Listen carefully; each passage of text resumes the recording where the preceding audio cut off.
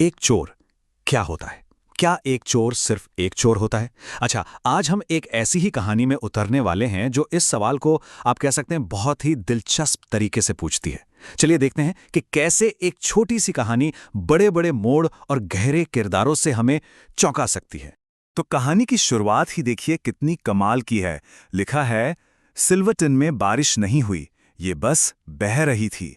अब ये लाइन सिर्फ ये नहीं बता रही कि मौसम कैसा है, नहीं, ये तो एक धुंधला, रहस्य से भरा माहौल बना रही है जहां कुछ भी मतलब कुछ भी साफ नहीं है।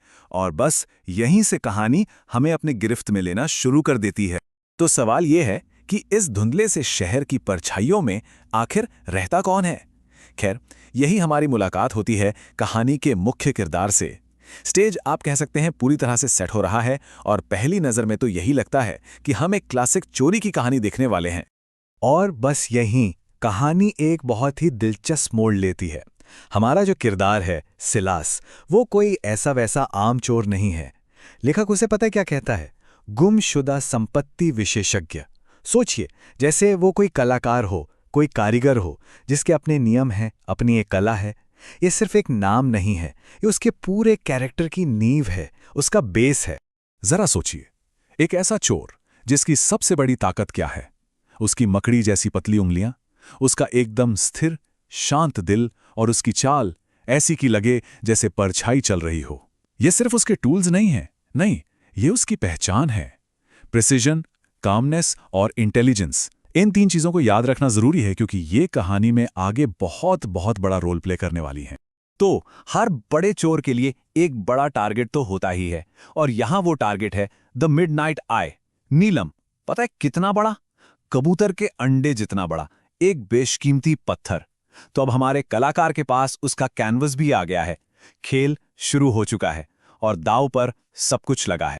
तो चलिए अब सीधा चलते हैं चोरी के बीचों बीच।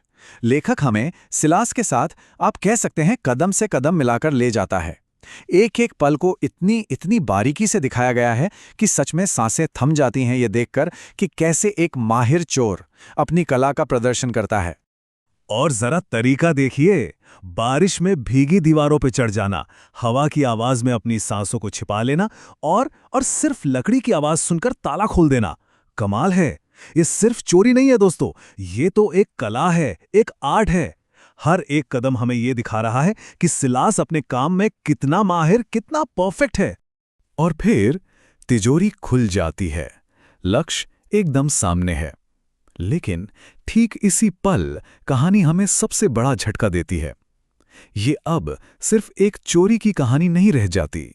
नहीं, ये एक ऐसे नैतिक चौराहे पर आकर खड़ी हो गई है जहां से दो रास्ते निकलते हैं। और वो हीरा कैसा दिखता है? लिखा है, ऐसा लग रहा था जैसे उसने तूफानी बादलों को अपने अंदर समा लिया हो। वाह, ये सिर्फ हीरे की तारीफ नहीं है, ये उस तूफान का जिक्र है जो अब सिलास के मन के अंदर उठने वाला है। उस एक चीज की चमक के पीछे एक बहुत बड़ी नैतिक उलझन छिपी हुई है। तो अब जरा इस दुविधा को देखिए। एक तरफ है द मिडनाइट आई, मतलब बेशुमार दौलत, शोहरत, सब कुछ। और दूसरी तरफ एक बूढ़े बटलर के मेडिकल बिल, उसकी 40 साल की वफादारी और उसकी इज्जत, जिस पर चोरी का इल्जाम आ सकता है। अब लड़ाई ताले से नहीं, अब लड़ाई जमीर से है। तो इस मोड़ पे खड़ा सिलास क्या करता है?